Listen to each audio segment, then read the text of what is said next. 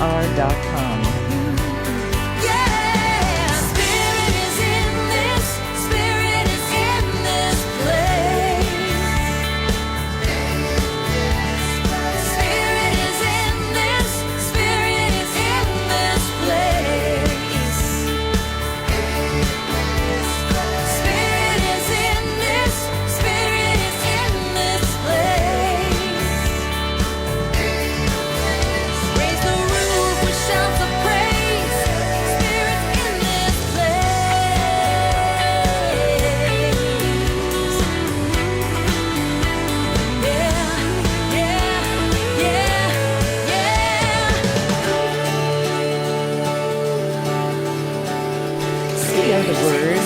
Spirits in this place.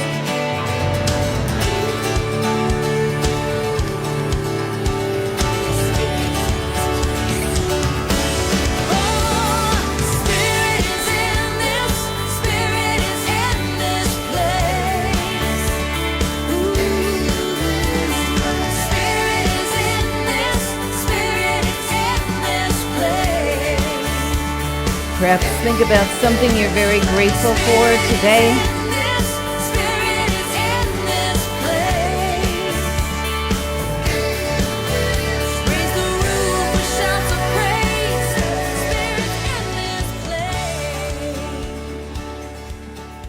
And thank you, Kevin. Let's give Kevin a big round of applause. He's our audio tech person, and especially appreciated over these last few years. Always appreciated, though, Kevin. Good morning, everyone, and welcome, welcome, welcome. Isn't it wonderful to drive in the rain and, just get a free car wash while you're at it, and just water's taking the pollen off everything in your yard and on your shoes and on your car and on the leaves, and that's okay. I'm Reverend Bronte, and it's so good to see folks here this morning and to see people online.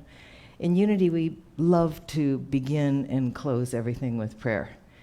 And I don't even think we always close it with prayer. We just pause and pray, and we pause and pray.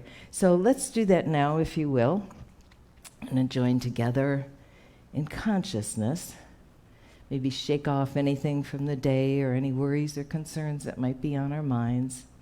And they do come up from time to time, do they not? And we breathe and we let go. Maybe sigh, maybe with a thank you on your heart, or gratitude for some blessing in your life, or many, many blessings in your life.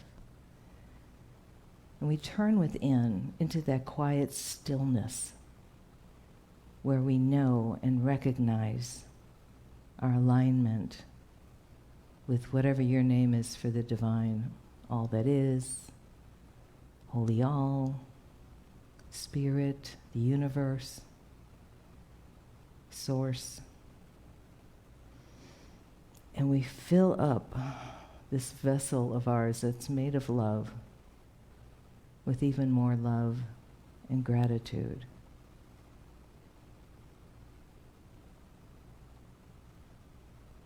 If there are concerns on our mind or people we're especially thinking about today, we turn that over to the infinite knowingness that on some level, in some ways, all is always truly well.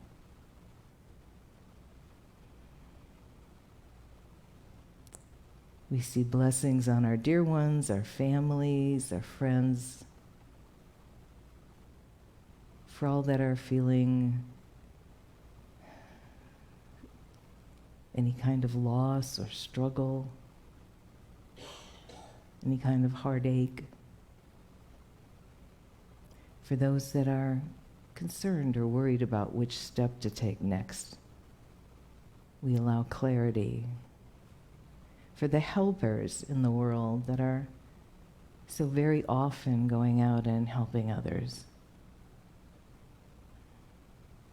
we bless our beautiful planet Earth in all of its glory and well-being, and for every daffodil, forsythia, and other flower that is raising toward the sun on these days. We thank you for the many places of worship around the globe, all faiths, all beliefs, all systems. And in our heart, or in our mind, or from our words, we say or think, thank you, your name for the divine. Blessings. Thank you, Spirit. Thank you, Spirit. And so it is.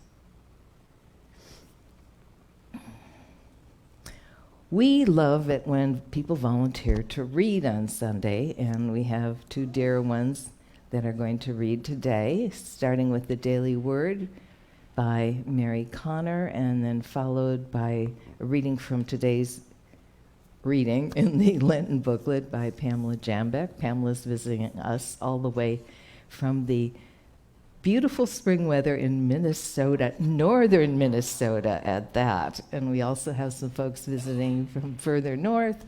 And come on up if you would. Mary Connor. Make sure this is on. You're welcome. There we go. Good morning, Unity Athens. It's so good to see new faces, familiar faces, all the faces. So today, if you don't have this book, this is such an uplifting spiritual book. I love this book. I read it every day. And so I would suggest that. Yeah, free copies. Free copies. How about that? Yes. All right. Okay, so our word today is illuminate. I welcome the light. Take a moment to appreciate the beauty of a sunset. I realize that in another part of the world, the first rays of the rising sun bringing light to the morning sky. Whenever I can see it or not, the sun never stops shining. Somewhere, a new day is dawning. Much more brilliant than the sun, the light of God, too, is always shining. Sometimes my thoughts may focus on a challenging life situation that I do not sense this divine light. Then in a flash of insight, I experience again the illuminating presence that, even in my darkest moments, is as near as my next thought. I affirm, let there be light. I breathe out frustration and worry. Breathing in, I am filled with the light of truth that illuminates my mind and shines from within my heart. And from Genesis, then God said, let there be light, and there was light. And there was light. The rain may even stop, but it's okay. Rain is like liquid light. And Pamela Jambeck.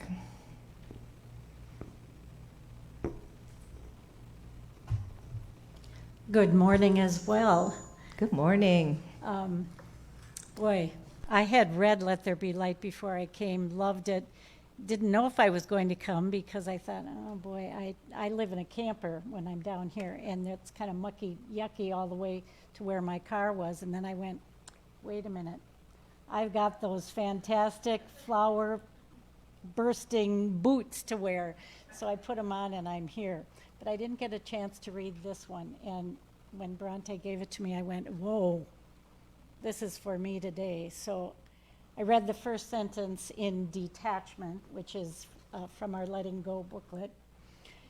And I had to read it again. So this will be the third time, and I'm thinking about it. Desire is manifested from our power of love. Desire is manifested from our power of love. Really something to ponder for the rest of the day for me.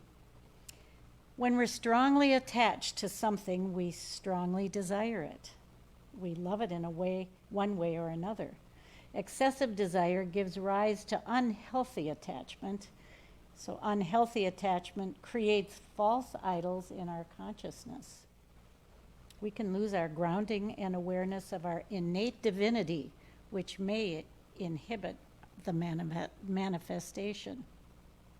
It's another sentence I should read again. We can lose our grounding and awareness of our innate divinity, which may inhibit the manifestation of love, we could add.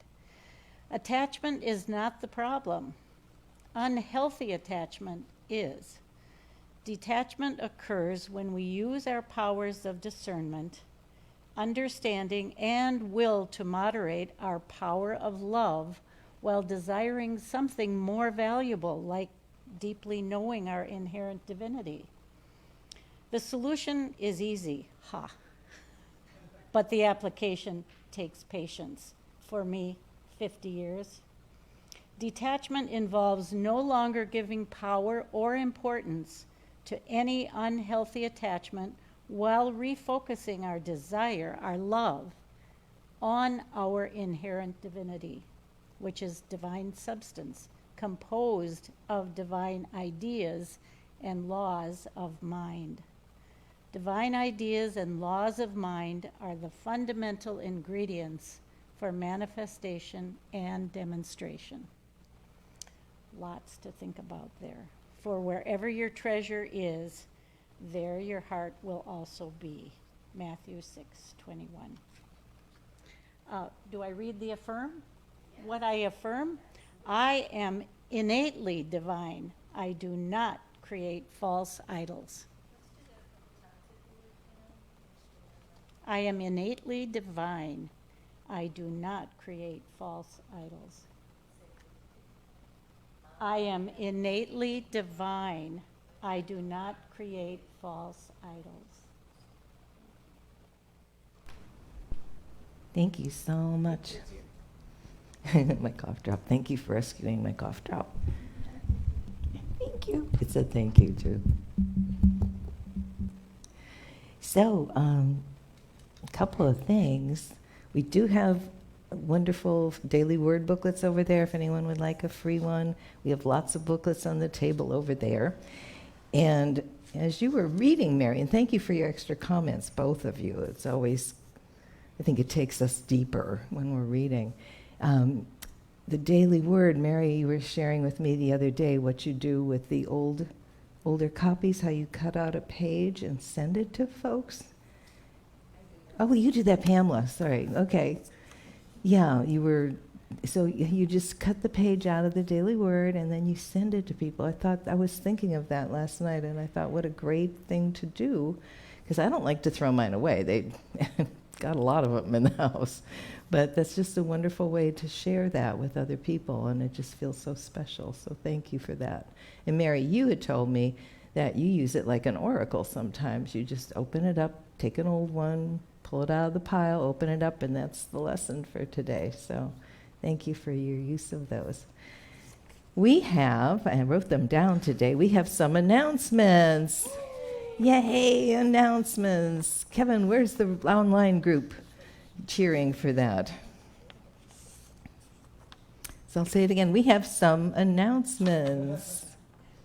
Gosh, there's a lot of people watching today. We like to laugh here. So our announcements. We have a wonderful team of prayer chaplains. They not only come here to support us during our services, but they take our prayer requests. I'm almost continually sending in prayer requests to them via text or sometimes via online or YouTube, or not YouTube, but to emails. And we're just so grateful for that. They hold the consciousness of this church. They are like a believing net. Remember our prayer chaplain leader, Peggy Olson, saying that, a net holding up Unity Athens. We so appreciate that. And they also are here on assigned Sundays to pray with you after the service. So you just go up to the prayer chaplain and say, would you pray with me? And they'll say yes and find a spot where you can privately talk and pray together. Our prayer chaplain today is Martha Cook, and we're delighted that you're doing that today, Martha. So after the service, just ask Martha, could you pray with me? And I'm knowing she will say, absolutely, right. So on this Tuesday, March 14th, we have a gathering to go to the Monastery of the Holy Spirit in Conyers, Georgia. We've been announcing that. And we're going to leave from Unity Athens at 10. A couple people that live a little closer to that are just going on their own and will meet us there.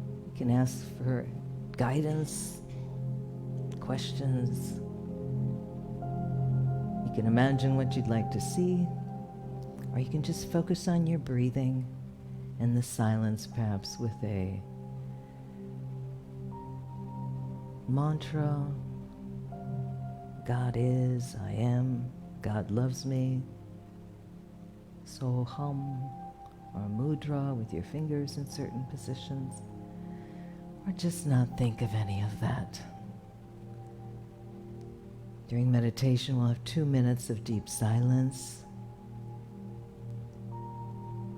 which we believe helps us be very receptive to guidance from divine source. We think about our breathing now and let go.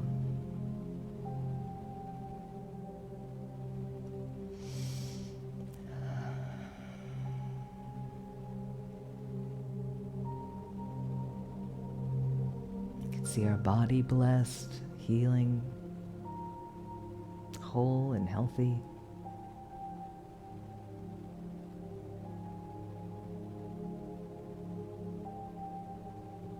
You can send love and light and energy to dear ones, families, friends.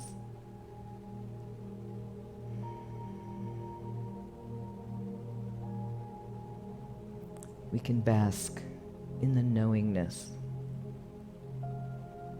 that we are never alone.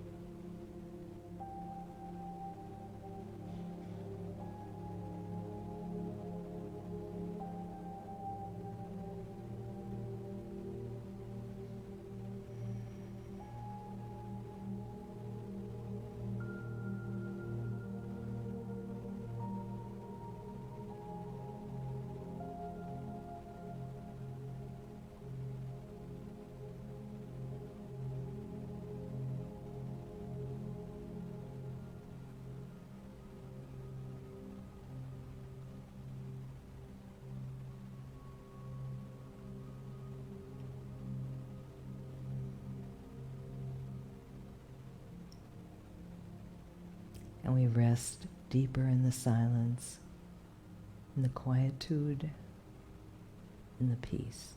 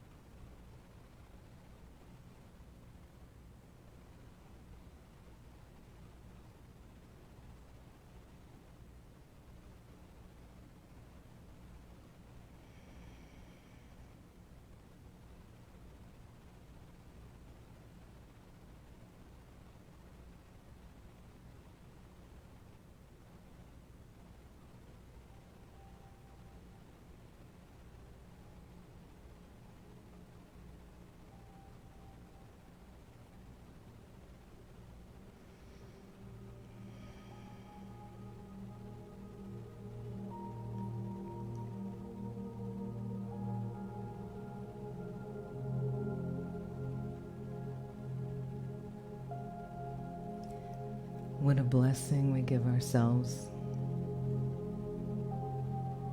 when we become still and meditate. Allow ourselves to be open to our own inner divinity, plus guidance, strength, energy, well-being.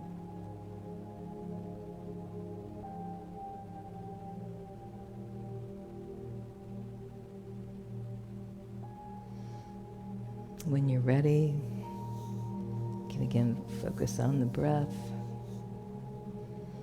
Maybe letting everything out with a sigh. Or in with a sigh. You want to turn your lights on if you're at home. Oh goodness, thank you, Mary. It's so bright. Yes, you're empowered. Just turn on the light. Actually, that's part of the things we're going to talk about today. That we really are lights in this world. We say it, but we are truly lights.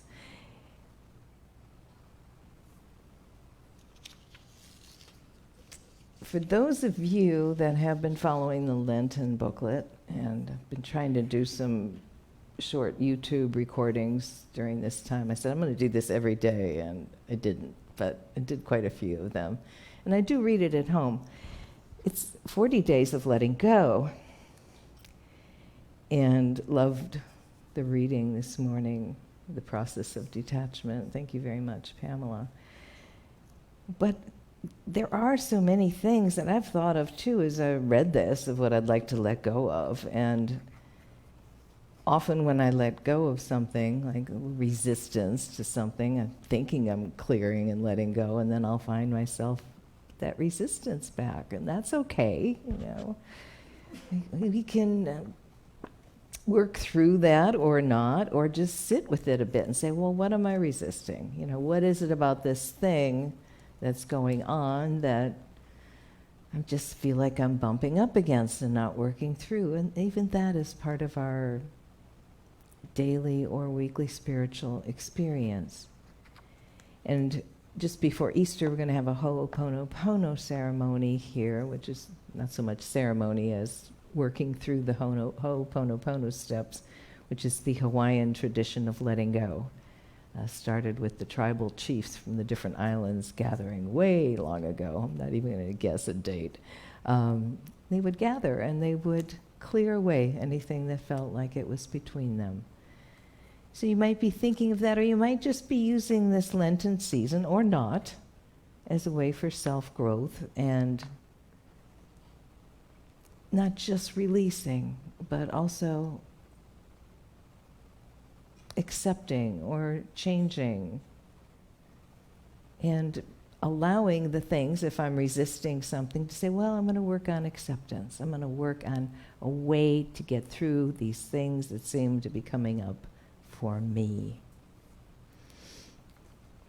I have some quotes. One is from Emily Cady, the wonderful author of Lessons in Truth. If you have not read that, it's one of my absolute top unity type books. And she wrote as a doctor. She went through medical school, one of the first female doctors in the country, and not only that, but she was a metaphysician doctor, so she was diagnosing people on a deeper level also. And she said this: in daily meditation lies the secret of power. No one can grow in either spiritual knowledge or power without it. And right away I got a little resistance there. So I must need to work on my resistance, because I'm thinking, well, you can grow without meditation. You can get spiritual knowledge or power without meditation, but it's okay. Many of these writers were just making really sure that we heard the point. Anyway, practice the presence of God, she says, just as you would practice music. No one would ever dream of becoming a master in music except by spending some time daily alone with music. Daily meditation, alone with God, focuses the divine presence within us and brings it to our consciousness. And then from our dear Reverend Robin Volker, who was former minister at Unity of Gainesville and now is doing independent work and a lot of video messages for different churches across the country and even some in Canada. This is from the booklet, 40 Days of Letting Go. Close the reproving eye of the inner critic. Anyone got an inner critic? My hand will shoot up. And know you are divine. Take a breath. Know you are divine and a holy creation of God, perfect, whole, and dearly loved.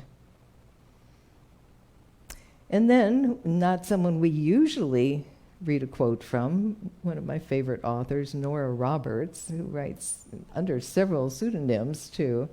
Very prolific. I think she's written 100 books in her lifetime. She's amazing. So Nora tells us this: if you don't go after what you want, you'll never have it. If you don't ask, the answer is always no. If you don't step forward, you're always in the same place. Thank you, Nora, for being at our Unity Athens this morning with us.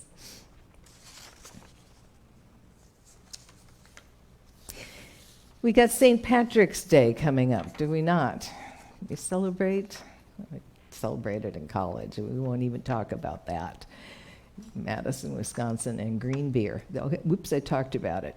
Anyway, so we think of that as a lucky day. It's got that lucky aura around it. But what's luck really got to do with what's going on in our lives? Is it really? Are we really at the whims of fate and really just having all these things come to us that we might not expect or might not have planned or don't even want? Or is there something more to it? Like that song, what's love got to do with it? Well, what's luck got to do with it? We are intentional beings. We create our experiences. And yes, we don't always want to hear that. And yes, we are in this soup. I think Reverend Ellen Davenport calls it, Unity booklet, the 5 principles. We're in a soup, so it's not just our consciousness and our thoughts and our ideas that are working on things. We're also in a group consciousness, a mass consciousness of things happening. So, what has love got to do with it? What has our intentions got to do with it? What do they have to do with it?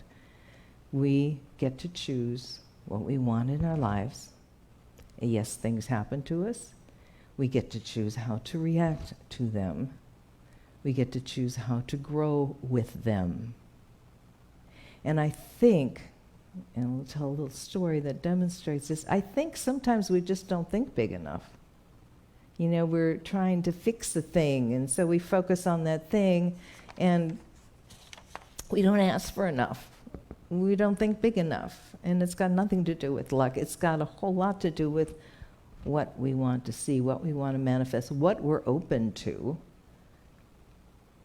and how to dream and think even bigger, and how to be a brighter light in this world. When we were doing the angel work with Corinne Grillo's book, she describes calling in angels to whatever you're wanting to manifest as actually seeing them as bright lights in the sky coming into our lives and expressing that way. Bright light, just coming in, and maybe if you write a list of things that you're trying to change or you're feeling you're not good enough in, ask the angels to come in and one by one to take these things off your list. And now again, you might not want to sit at your table and wait for those angels to come in and see if they're going to declare who they are, what they look like, but it's thought work, right? But think of those lights coming in as the lights of your own consciousness, perhaps, coming in and helping dissolve or change or bring forth other things that will help with the particular situation you might be dealing with. I was at a UMass retreat Monday and Tuesday, and that was up at Lake Junaluska, which is just a wonderful place to be any time of the year. I go there quite a bit for my personal time off. and to be with, I think there was 14 of us ministers this time, and to connect and to talk and to have fun and just to have a lot of quiet also. It wasn't meetings, it wasn't a business retreat. And I decided to give myself a day of quiet time on the way back because I love the Great Smoky Mountains National Park. It's one of my absolute favorite places. So I plan to stop in Cherokee, which is a wonderful little town with a lot of Native American-owned shops. And the two shops that had the gifts were both having everything on half-price sale. That was the highlight of my weekend. No.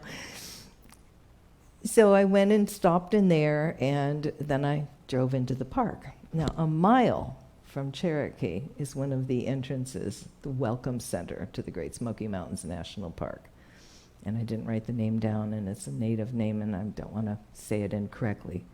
It's very easy to get to. And I've been there before many times, and I know that is the spot where they introduced elk back into the park to help the ecosystem. And it's been, I believe, 20 years now, and the elk are doing extremely well. And I almost always see one or two of them when I'm there. And there's this cool path that goes, there's a river and behind the Welcome Center, and you can take this path for a couple of miles and go further deep in. But it's a well-paved path. And it's like, I want to see two elk. I always want to see some elk. And I knew it was probably too early to see the babies, but maybe some yearlings. So I didn't see any around the Welcome Center, where I think there was the original spot where they introduced them back. So they tend to hang there, and I'm always looking to see black bear and stuff too, but some of the volunteers told me the elk and the black bear tend to stay in different parts of the park. Probably a very wise decision. So I walked about 2 miles down this trail, and I saw a pair. And he had the big antlers already, even though it's early in the season. And she was just kind of minding her business and grazing, and he was watching over her. And just like in Yellowstone, there's usually somebody with a camera that gets a little too close. So people were, and there weren't a lot of people, there were probably 10 people around. People were saying, hey, sir, get back a little bit. They really shouldn't get too close to them. But I'm just grateful. I'm just filled up with light, grateful. And I walked probably another mile, and then I turned around and walked the miles back to behind the Welcome Center, where I saw some people kind of close to the river. And I got up closer, and there, in the middle of the river, was like a pod of 8 elk. Right in the middle of the river, and it's not very far away. I mean, you're at the banks, right? 8 elk, and yearlings, and some females. I didn't see any antlered ones, even though the yearlings might have been some males. My jaw, I'm sure, dropped, and I was just in awe because I've never seen them bond together like that. And besides, I only asked Spirit to let me see a couple elk. So what was this all about, right? And we stood there, and everybody was just floored to see them in the water, and then they started coming out on one side and going to the bank on the other side. And it gave me pause, because I thought, what else am I not asking big enough for? It's probably not good grammar, but you understand. What else? What more could I be asking for? What are we not asking for? What do we think we can't have in life? What do we think we need to be in a different experience, or this or that messed it up, or that can't happen, or we look at our own limitations? That's what those elk taught me. And then they, one by one, came out and walked across the field. After the service, I've got plenty of videos if you want to see one. Now, it's only a mile into Cherokee. But when I got in my car, I saw 8 more elk in the field. And I saw another 5 by the side of the road, and people are very careful how they drive because of that. And then I saw another 7 over there. It came to 22 elk, right? And that night when I got home, I have medicine cards from Jamie Sands, and I pulled a card, and guess what it was? Elk. It was an elk, right. So that made an extra one, 23, But what are we forgetting? What are we not, when and how are we not realizing how bright our lights are? What can you imagine today in this halfway point through Lent? What can you imagine coming into your life that would light you up? Think about it, picture it, you know? Maybe put it in your vision board, your journal, wish list.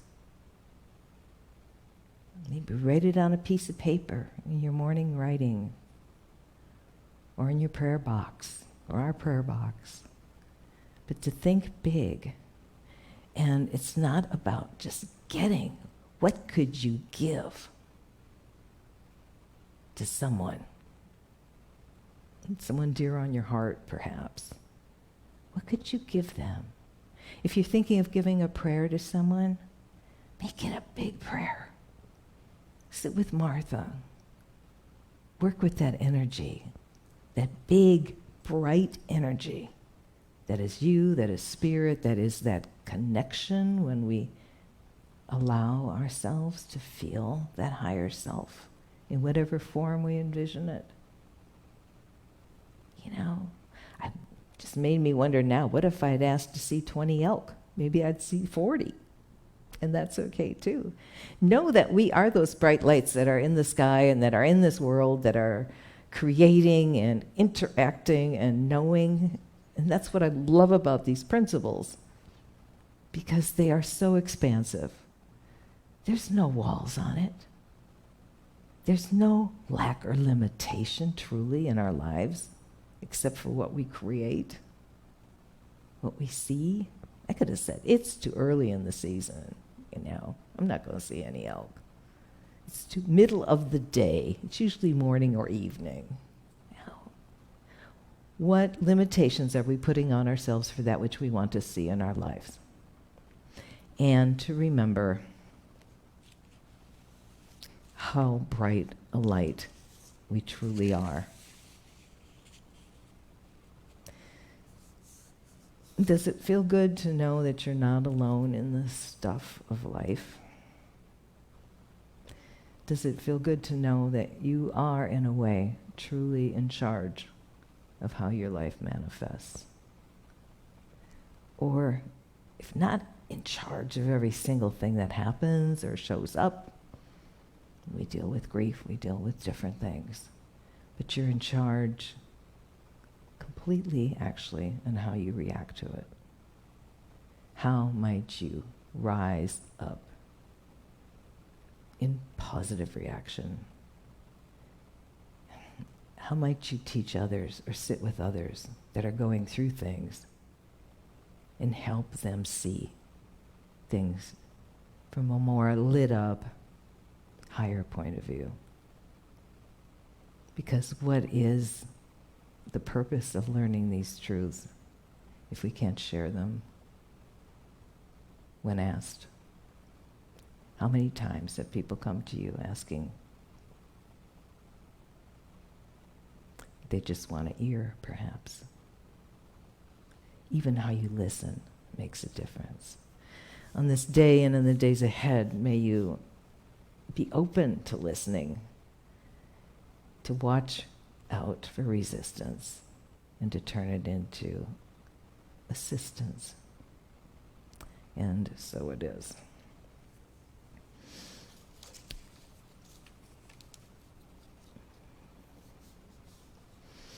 Kevin, I would like just a little music, and I'm not sure what it is. I was trying to think of a song that's about abundance, and don't have to play the whole thing. I'd like us to prepare for our own abundance, and we do pass a basket here. We don't expect people to put something in it except for blessing and love and light as we continue our growth here at Unity Athens. We were so glad to have all of you here on a rainy Sunday, and last week we had one of our largest numbers of people in quite a while, and that was very wonderful. I say wonderful a lot. So when you pass the basket, and Michelle Brown, our leadership president, will help with that. Many people give online. If you're at home, you might want to give at unity.org, unityathens.com. And right now, we just bless. If you've got a gift, take a moment, if you will, and just hold your gift or the thought of your gift in your heart. If you pause a moment, Michelle, and just see yourself so blessed. And we're going to say divine love. Divine, you can repeat after me. Divine love flowing through me blesses and multiplies all that I am, all that I have, all that I give, and all that I receive. And really feel that. And then say thank you to whatever your name is for the divine. And so it is. Kevin will play a little soft music, and for folks at home, we have Easy Tithe, and we have PayPal, and that's all on our website at unityathens.com. And we just, if you would, join me in seeing Unity Athens continuing to thrive as people are starting to come back, and we've got this amazing Easter season coming up, which we're really excited and happy about, with our fancy boots and our fancy hats and our fancy pearls, or our jeans, okay? And just knowing that we have been in Athens since 1975, and we will continue for many more decades, I am sure. Yeah, I'll play that a little louder. We're just going to pause. I'm so blessed. I am so grateful. I'm so grateful for all that I have. I am so Feel blessed. those blessings. I am so blessed. I am so grateful. Feel the way wonderful things show up in your life. A smile from a child. I am so blessed. The bird building a nest in your yard. Thinking of your blue birds, Kathy. I am so blessed. I am so blessed. A friend just adopting a new puppy. I am so blessed. I am so blessed. Prayers for I Christy. am so blessed. I am so Prayers for grateful Keith. Prayers for David. Prayers for Lissa. Prayers for BJ. I am so blessed. We are so blessed. I am so blessed. I am so grateful. Bless our world. I am so blessed. Bless those that are dealing I with am so blessed.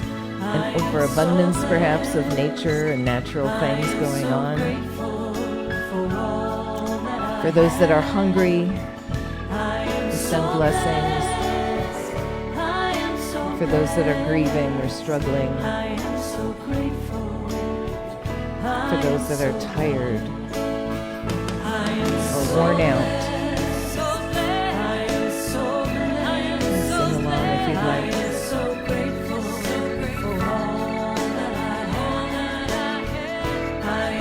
We send blessings out to our globe, to our world. We hold it in our hands.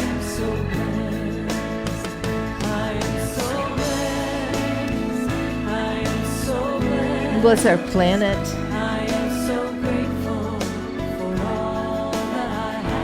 We can do more to help our planet.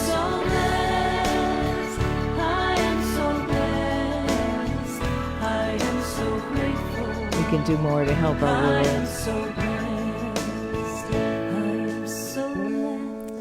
And we bless ourselves and our dear ones and our friends, knowing that beautiful things are always appearing.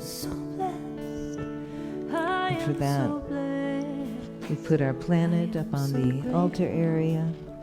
I am so blessed. I am so grateful. I am so blessed. And we say our prayer for protection. It's on the walls, written by James Stillett Freeman. And on the moon in a microchip. Yes, indeed. I don't think they pull it up to check it very often, but yeah, it's there. And we see our moon shining. With that, when you look at the moon and see that bright light, think of the prayer for protection. The light of God surrounds us. The love of God enfolds us. The power of God protects us. The presence of God watches over us. Wherever we are, God is. And some like to add, and all is well. And we know that, and we know that as the truth of our being. Thank you so much for being here today. Thank you for everyone online. Please send up a heart or a like. And if you are new and would like something mailed to you, we've got booklets and all kinds of goodies. So send us an email at unityathens@gmail.com, and we'll get some things out to you. And love to see you in person. The energy here is amazing. Namaste, love and blessings. And we say, thank you, God. Thank you, God. Thank you, God. And so it is. Then I wait for Kevin to give us the sign.